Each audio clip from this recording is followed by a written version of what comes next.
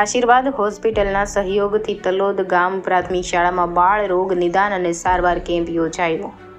તલોદ ગામ પ્રાથમિક શાળામાં આશીર્વાદ હોસ્પિટલના સહયોગથી બાળ રોગ નિદાન સારવાર કેમ્પ યોજાયો, જેમાં ડોક્ટર મયંક ચૌધરી બાળ રોગ નિષ્ણાત દ્વારા શરદી, કફ, ખાંસી, ઉધરસ સહિત અન્ય બીમારીની તપાસ અને દવાઓ ફ્રીમાં કરવામાં આવી હતી.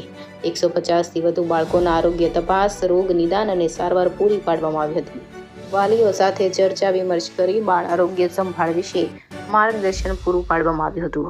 ત્યારે શાળાના આચાર્ય વિક્રમસિંહ ઝાલા, જયેશભાઈ પટેલ અને શાળા સ્ટાફે આભાર વ્યક્ત કર્યો હતો. રિપોર્ટર જયંતિભાઈ પટેલ, તલોદ, સાબરકાંઠા.